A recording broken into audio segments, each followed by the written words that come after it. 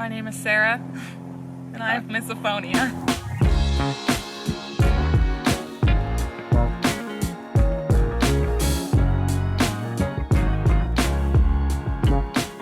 What's up, everyone? I'm Nate. I'm Sarah. And today, what are we talking about? Misophonia. Yeah. Having it and dating someone with it.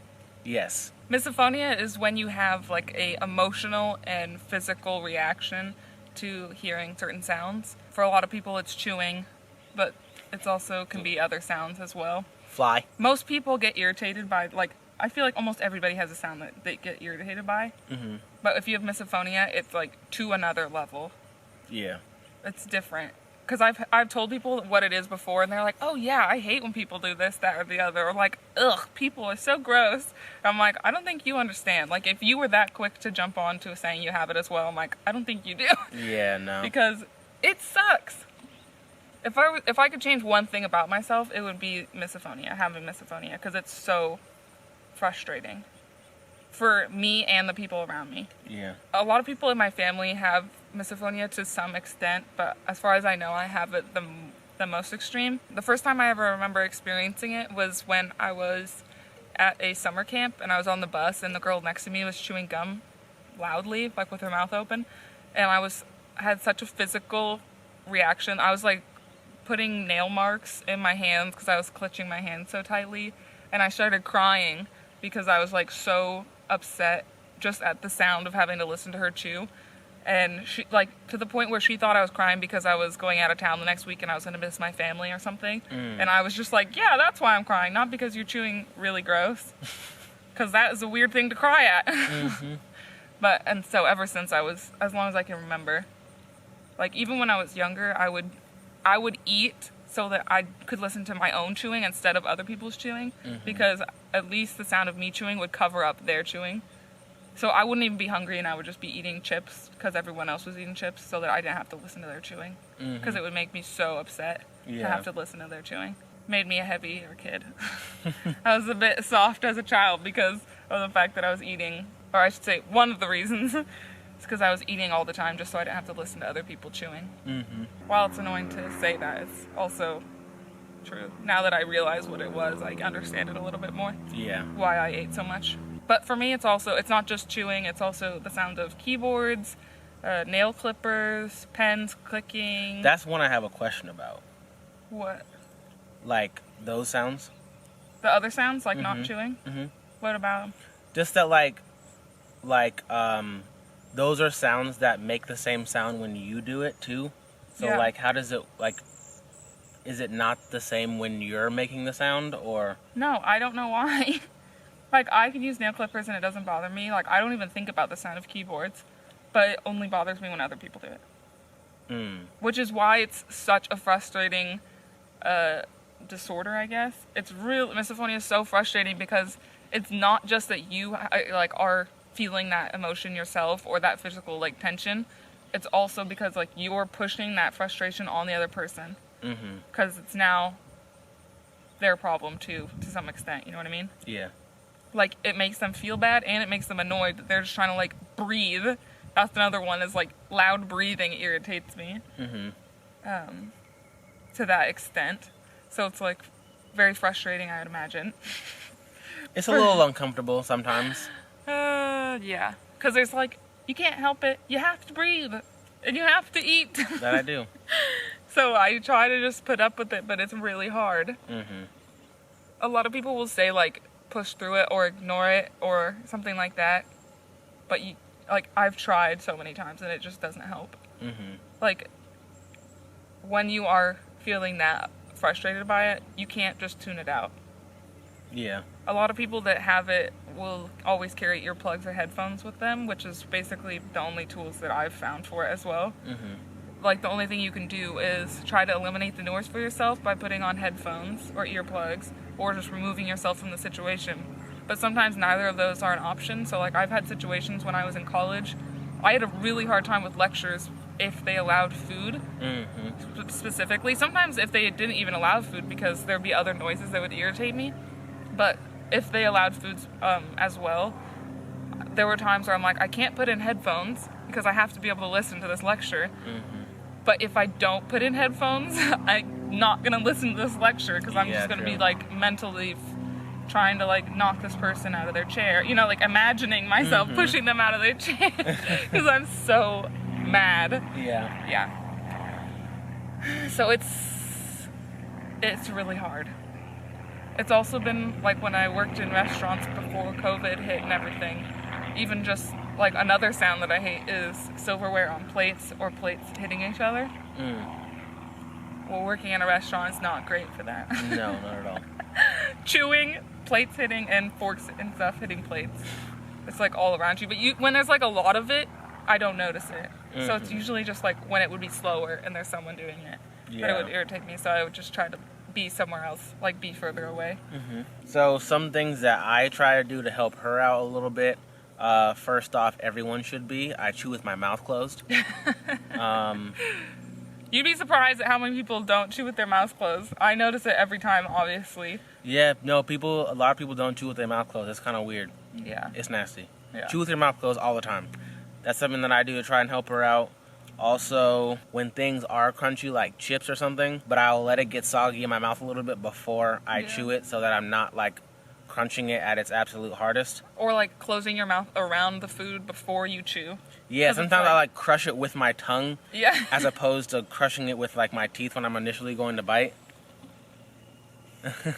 So that it's not, like, a bunch of giant crunches. You also sometimes, you'll, like, if we are eating something that's crunchy, or if you're just eating something crunchy, you will remove yourself while you're eating it, or, like, sit further away from me while you're eating, and then you'll get closer to me. Yeah. If we both have something crunchy, I'll wait until she's also biting the crunchy thing. You'll, like, time us together. Yeah. Sometimes I'll just not eat around her. And then the other stuff is just like, I edit the video, so I have to type at the keyboard and click the mouse, which is a sound that that's like triggering for her. So in those cases, there's not much I can do. Usually she'll just like go work in a different room or put headphones on or something. Yeah. But other than that, I mean, I just don't do it around her. Like if there is something on like a computer I want to show her, I'll grab my laptop. I'll grab my iPad instead, so there's no like clicking or anything. I don't cut my nails around her. I wait till she's in the shower or something. See, all these things are things that like I know make things more difficult. Like make simple things more difficult, which is why it's like so frustrating to deal with misophonia, because then I feel bad that I'm making you change stuff. And then for people who don't understand it as well as you do, it's like they'll get frustrated.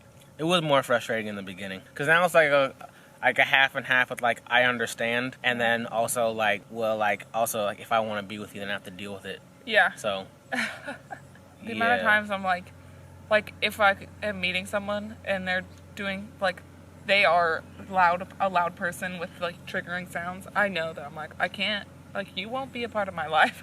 Yeah. Like if I meet someone and they're like from the get-go like chewing with their mouth open really loud, or just like tapping their nails a lot on counters or tables, I'm like, yeah, this isn't gonna work. Yeah. Whether it's a friend or before we were together, a partner, like if I was on a date or something, like that would have been an immediate like, nope, this isn't gonna work. So I try to help her out the best I can. Yeah. But there's to some extent, you just like, there's only so much you can do. Yeah. And a lot of it has to do with anxiety. So it's kind of like, the way anxiety works, at least for me, it's kind of, we talked about this before, that it's kind of like grains of sand, where it's like, it's not like a light switch. It's like things add up to being too much. So it's like sometimes there's anxiety that happened before, and then the misophonia and like a triggering sound adds to a point where it's like, it seems like I'm reacting really dramatically to like the sound, but I'm like, really, it's just the anxiety. Yeah. So I feel like the last thing I can really say about it is, if you have misophonia, I'm so sorry. I'm sorry. It really, really sucks, and there's not a cure for it. But just know that you're not alone. A lot of people deal with it. It's real. And also just know that, like, it doesn't even matter what gender you are, there is someone in the world that's down to be with you regardless and loves you more than are willing to put up with that. Yeah, like there are people in the world that are willing to put up with it. Don't worry about it. Like, you'll find a person. Yeah, there are friends and partners out there. Yeah. Who will accommodate. True friends.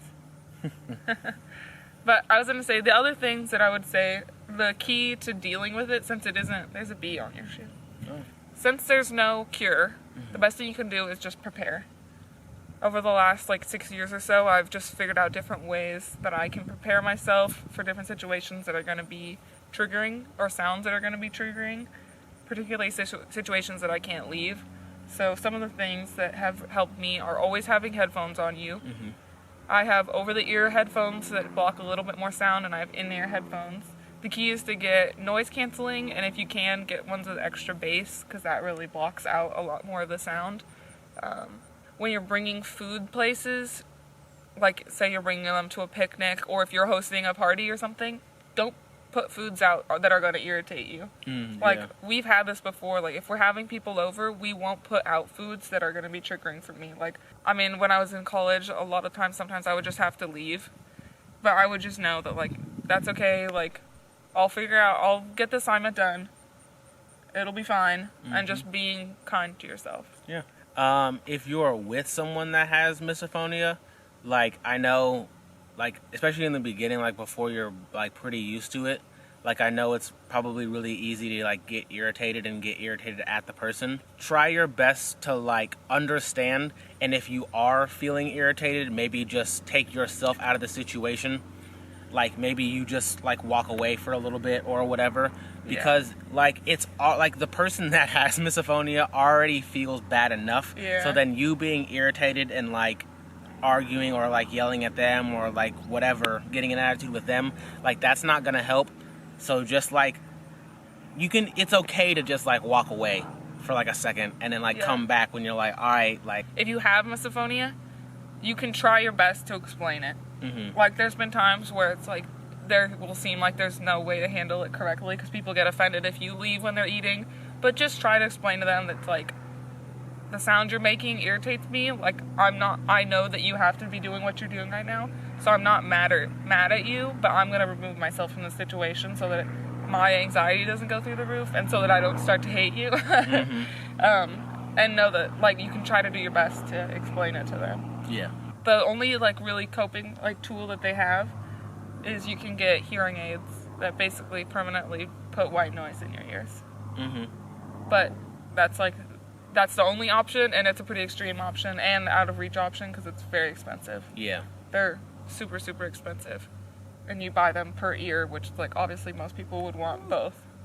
So Dang. I think because it's so tied to anxiety, I think another good thing is to just do your best to incorporate things in your life that will help lower your anxiety prior to going into these situations where you might be triggered.